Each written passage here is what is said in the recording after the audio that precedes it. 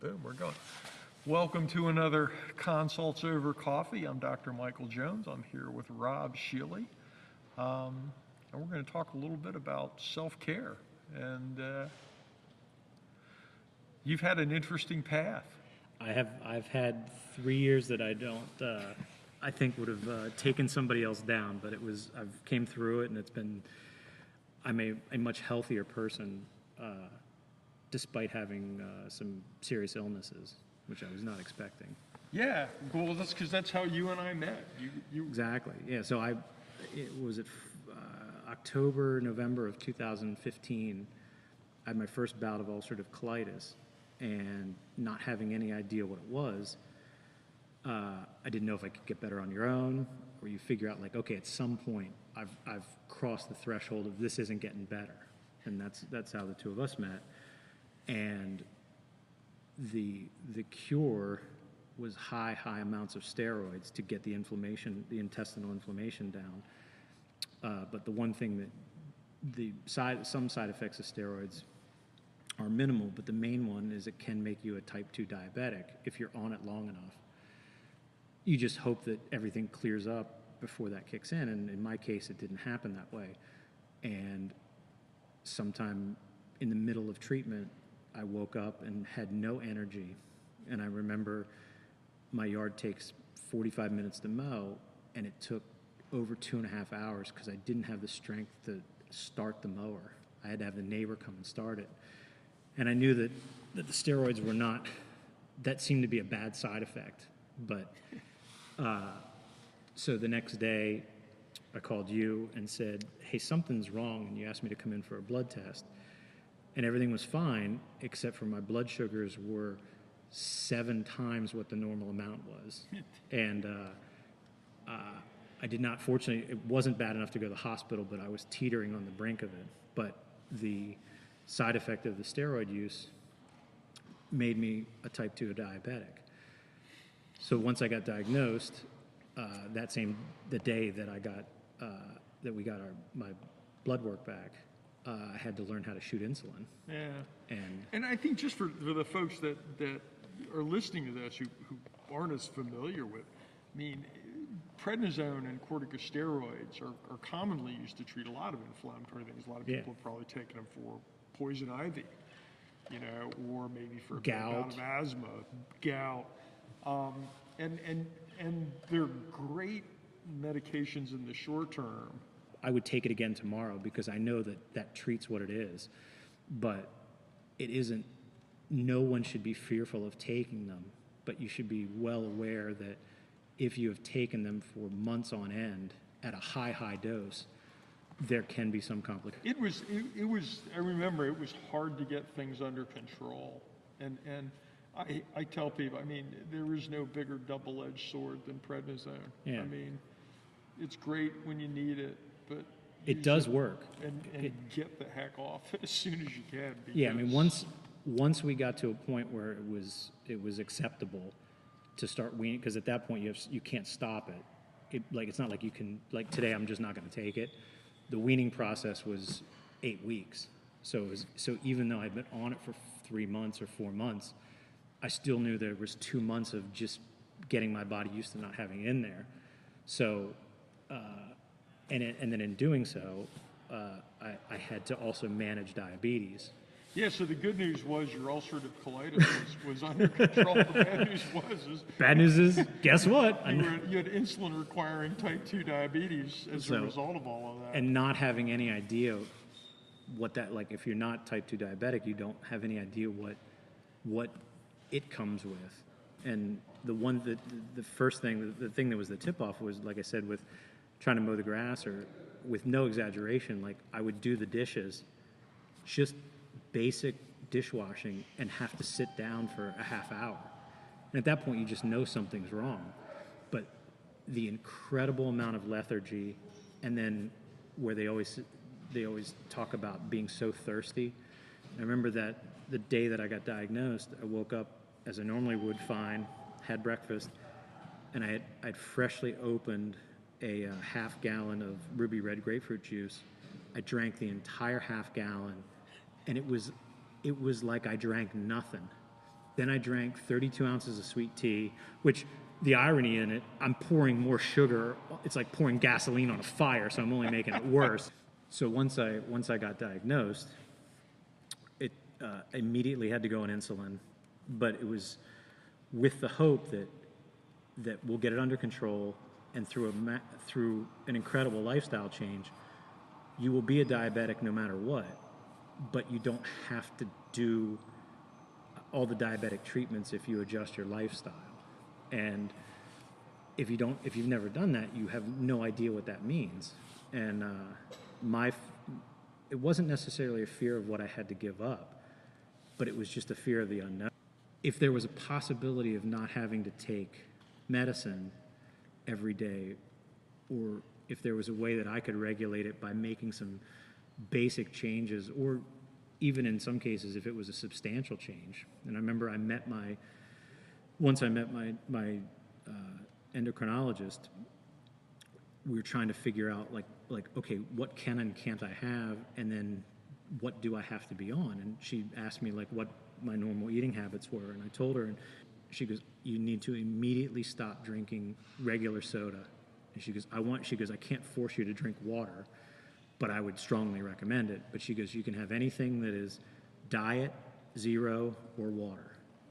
And there's a ton of stuff. Absolutely. And she said, no ice cream, no candy, try and limit your bread. What else was cut out? Anything that has refined sugar in it. So no cereal, no hamburgers to a limit, pizza to a limit, try and avoid pasta, no French fries. But the big one was basically soda. Anything that has refined sugar in it. Yeah. And she said, if you cut, and I was 43 at the time, I think. I'd never drank a diet soda in my life. Like, other than like, okay, this is here, I have to drink this, but not having any clue. And she said, you will hate it at first, but your taste buds will adjust within 2 weeks. And I was like, this is crazy. Like, I thought she was out of her mind. But I was such a fiend. It was about midnight 2 days later, and I had no idea what any diet soda tasted like. So I went to Sheetz, and I looked at the soda aisle, and there's Diet Dr. Pepper, Diet Coke, Diet Sprite, Diet Mountain Dew, Diet this. There's 15 different choices. At 12:30 at night, I bought all of them. Like, just pulled them all out, and I show up at the counter, and I put them on. And I know the woman who checked me out was just disgusted, because she probably thought I didn't have enough money to pay. Like, why would some idiot buy every different diet soda in the whole building? And now she's got to put them away. And I said, ring them up. And she looked at me, and I said, look, I don't know what they taste like, but I have to find out.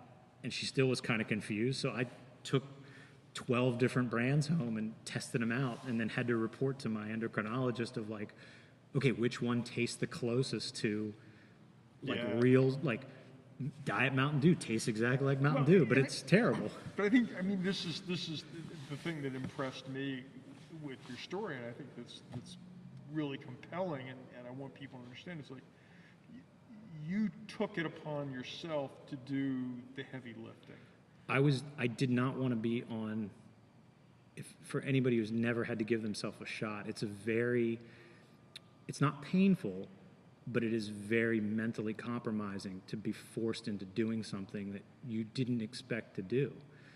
And then to stand there with like your hand, like bunching up your skin going, I've got to do this. And to get over, there's a fear of breaking the needle off in you. There's a fear of like, could I give myself too much? And some of it is psychosomatic. But the idea that like, if I do a few things, I don't have to do this the rest of my life.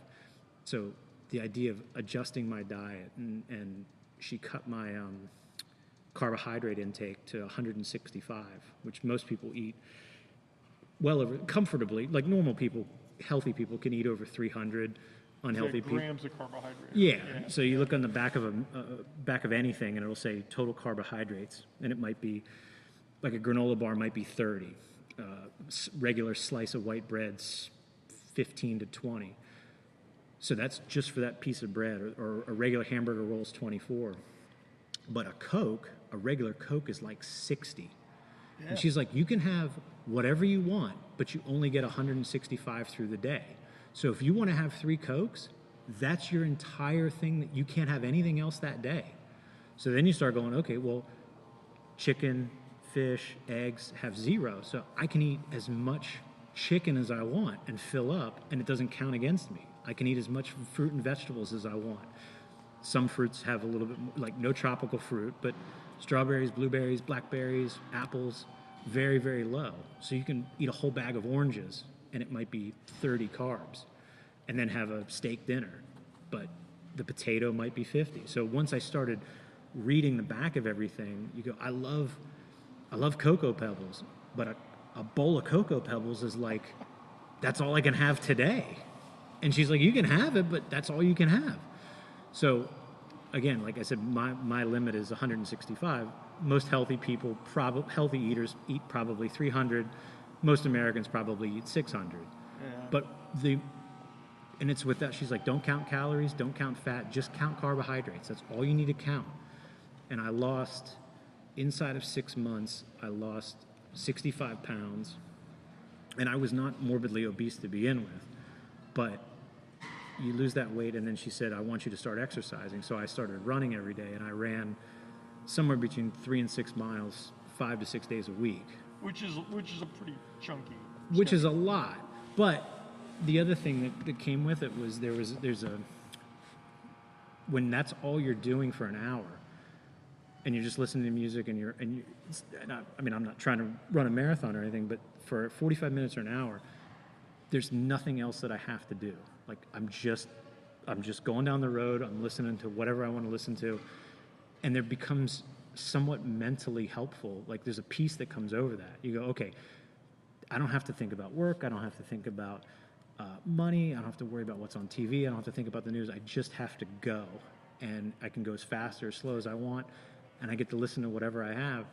So for 45 minutes, whether it's meditation or just to be able to check out, and then knowing that I'm doing this other thing that is basically cleaning my blood is what I was trying to do. So to go from the A1C levels that I had, which a normal A1C is 5, 5.5, 6-ish. Yeah. Mine was 11.5 when I was diagnosed, which is heroically high. And she's like, look, if you do this within 3 months, she goes, I guarantee within 3 months you'll come back at 7, and 6 months, 3 months after that, right, because you'll be normal. The A1C is a measure of like long. Mine went from like 11.5 to like 7.2, and she was thrilled, and I was bummed that it was still high. And she's like, "Trust me, you're going to be okay." But that's the same personality that got you to read labels, educate yourself, Absolutely. start to exercise regularly, and fix your own So then you sort of realize like, oh, this is, once you have some sense of progress that like, oh, I can do this. And I'm, again, like I said, I'm not trying to like, I wasn't like trying to go, I'm going to run 12 miles today. I just needed something that was comfortable that I knew I had to do. And so running is what I picked. And but you could bike, you could swim, whatever. You could walk. You could walk. You could Any start to type walk. of physical activity Yeah. that keeps you moving. And then like almost everything she said came true. So like 6 months later, I was at like just over 5. And she's like, she looked at me and goes, I can't believe you did it. And I said, what do you mean? And she goes, I see a lot of patients. And she goes, a lot of people, once they find out they're diabetic and you take insulin or you take insulin tablets, that gives them free ride to go, I'm going to have ice cream, I'm going to have chips. So just take a little more insulin. They just go, look, I'll balance this out. And I didn't want to be, I lived in such fear for the first 18 months that if I ate a spoon of ice cream, it would put me in the hospital. And even 3 years later, I don't have that fear anymore, but I do have that concern. So that like, I don't think I'm going to fall off the wagon like an alcoholic or anything, but I am still very conscious of like, okay, if I have ice cream, I have a small bowl of it. And she said, anything you want, just within moderation. So the only argument that we have that she just finds despicable is donuts. She's like, I'd rather you have ice cream than donuts. And I was like, why? And she goes, because donuts have nothing good in them. But ice cream at least has milk, fat, some things that are at least you kind of need. Donuts don't have anything you need. There's an egg in a donut, I think. So There may be. There's something. My father always used to say to me, moderation in all things, including moderation, Right. which was like, you know what, once in a while. So as I've argued with Dr. Sally is if I remember going in and I said, she'll go through I still to this day, after 3 years, keep a record of everything I eat every day and the carbohydrate count. Now I still try and stay around 165, but if I go to 180, I know it's not terrible. So like if you have, like sometimes you just need a burger and fries and you go, okay, I've had that. I'm not skipping lunch, or like lunch is the hardest meal. Like breakfast is really easy to regulate and dinner is really easy to regulate. Lunch, because most lunches are sandwiches or soups and stuff, and it's not necessarily you're eating a ton of sugar, but bread is made out of sugar. Lunch meat tends to have sugar in it. So you can, though a sub can be healthy, it might be 75 or 80. It could be over half of what your daily, my daily carbohydrate intake. But if you don't care about that and you go, I got to have a sub, like there's tons of protein bars out there that are five carbs, and it'll just tide you over. So if you have to have the sub, you go, I'm just gonna need a cup of coffee and a protein bar. That'll get me through lunch, and then I can enjoy the sub. But you can't have French toast and waffles and chocolate milk in the morning, a sub for lunch, and then pasta or some crazy like you can basically have one of the three, but you can't have all three. Right. And then when you're done, you can't eat Oreos. You can't have you can have chips, but like, I mean, when I eat chips, on the back of the serving size, where it'll say most servings of potato chips are around 18 to 22 carbs, and it goes 24 chips or 15 chips. I will count them out of the bag, and then just roll the bag up and clip it. Like there's just I can't do it any other way, because I don't want to shoot insulin, and I don't want to take insulin tablets. And I've got it to the point, it took like 6 months to sort of adjust. Now it's just what you do. So I can go, like if I want a sub for lunch, I can do that. If I want to have French toast for breakfast, I can do that. But I will balance it. I will balance it against it. So like there's tons of good protein bars that will fill you up, that you don't feel like you're cheated, or like there's no emptiness. Tea and coffee are great, that they'll fill you up, or just plain water. Like I've gotten now, after 2 or 3 years of this, like I can drink like 32 to 64 ounces of water, and it will fill you up, and it does a whole bunch of good in itself. But it was, I just didn't want to be a statistic. And I think that there's so many people that, in talking to Dr. Sally, that the magic bullet is, I'll just take more insulin, or I'll just look, it's just another pill I got to take. Give me another pill. Right. And I don't want to be that person. And if there's any way to do it, at some point. The number of people who do what you do are few and far. They're few and far between. And it's mind-boggling to me, because with the cost of healthcare, the cost of medications, the known complications of diabetes, and the medications you take for diabetes, it just. I'm amazed there's not, based on the way Americans eat, I'm amazed that there's not more people that are, I mean, I would assume that there's probably a huge amount that are right on the borderline that have just never been checked. I mean, and you know. Like I bet like 30% of Americans are probably borderline diabetic, if not undiagnosed diabetics. Type 2 diabetes, obesity, I mean, the one thing, liver disease. I mean, this is just, it's rampant in the United States. And the thing is that it's, for most people, I mean, you were in the wrong place at the wrong time, in that the prednisone that you had to take, I spun the roulette wheel and green came up. Right. Like it's that obtuse. But it you know, these are fixable problems, and for many people, they're self-induced problems. Yeah. That, you know what, they're sedentary, they're obese, they eat a lot of high processed sugar, foods. that suddenly that induces insulin resistance. You know, so it's a problem that's brought on by behavior for many people. That's I mean, the one thing that I noticed is once I had to go to the grocery store for the first couple days afterwards, because you start going, I don't know how much of this food in my fridge I can eat. So it was like, all right, I know pickles are fine. I know all the fruit's fine. I know the lunch meat's okay. But then it was like, how much of this do I got to throw out? And then when I went to the grocery store the first time, knowing what I had to read every box. Like, okay, I know I can't have chips. I know I can't have this. And it wasn't like I wasn't fearful of buying stuff that was healthy. But the thing that I noticed was as you start picking stuff up and putting it in the cart and you're making different choices, you start walking by other people and their carts are loaded with garbage, like bags of chips, bags of cookies, stuff that's like literally like whatever you can reach into a bag and pull out, and you go, man, was I that person? And you go, I don't want to be like that anymore. Like, not that, look, potato chips are delicious. Cookies are fantastic. That's why they make them. But like, you have to at some point have a governor on As yourself. much as anything else, it's about portion control. Yeah, as like much as you can anything have else. 2 or 3 Oreos, but you can't eat a sleeve. Right, the single serving box.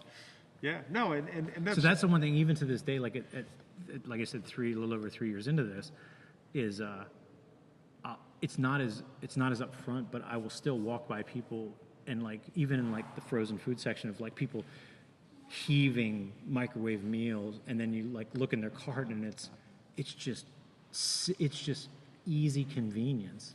So I mean, throughout this, like I became a better cook, which was I mean, I wouldn't consider it a hobby, but I don't have to cook to survive. I can cook for taste and enjoyment. It's like, okay, it's not really that tough, and I know I'm not going to throw anything away.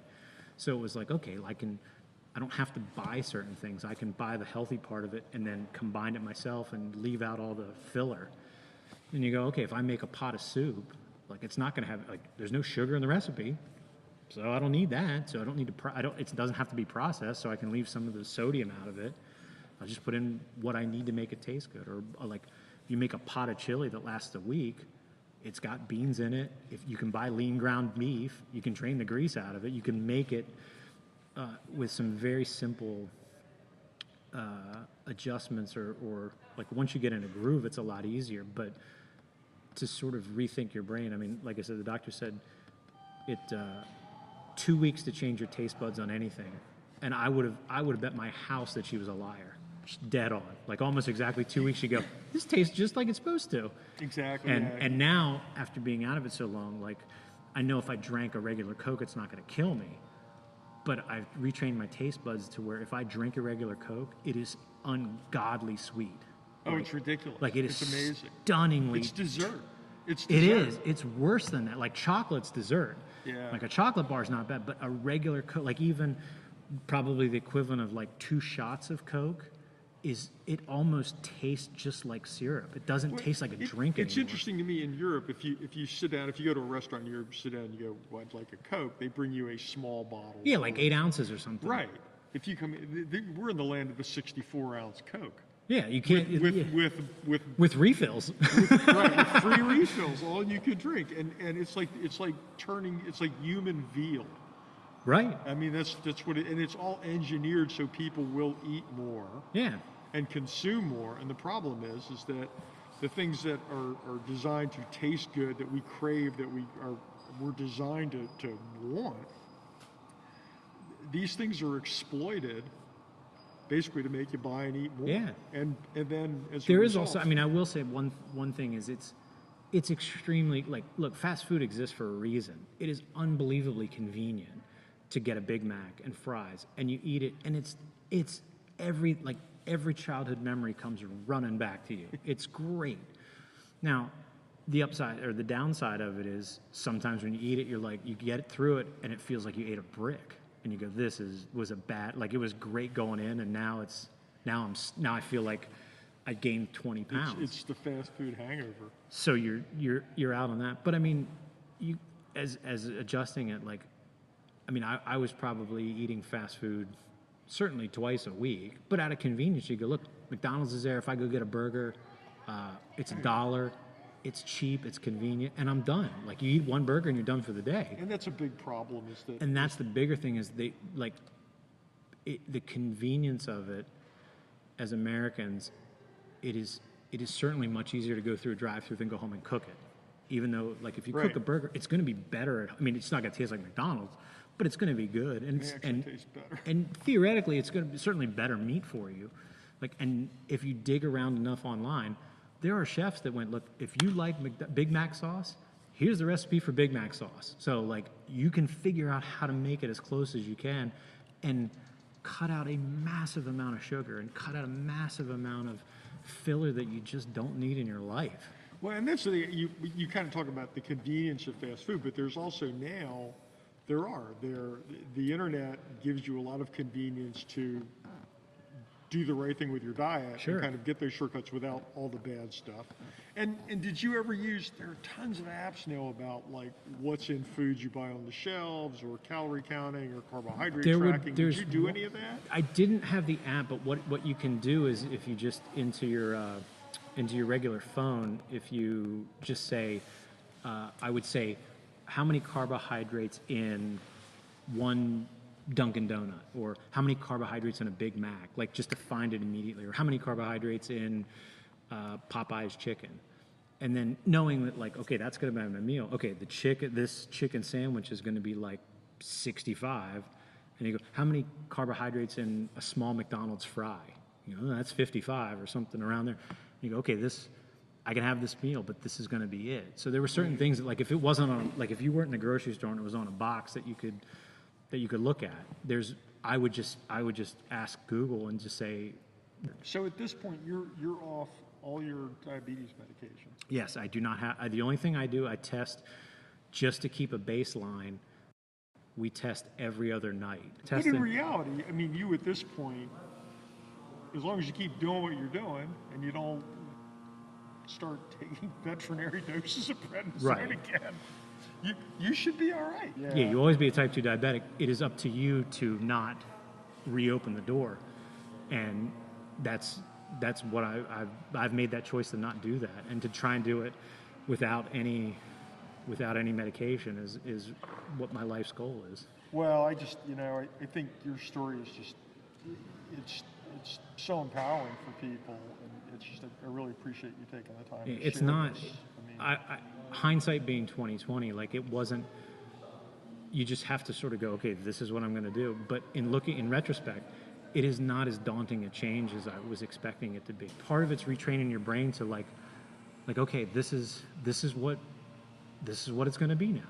Well, And it's okay. Big picture, giving up a Coke is a whole lot easier than going on dialysis, because I agree. diabetes trashed your kidneys. Oh yeah. So, well, thanks for sharing this story. Of course, yeah. So, if it helps anybody and it gives them, like, it's not as difficult a path as it may seem, and it's for your own betterment.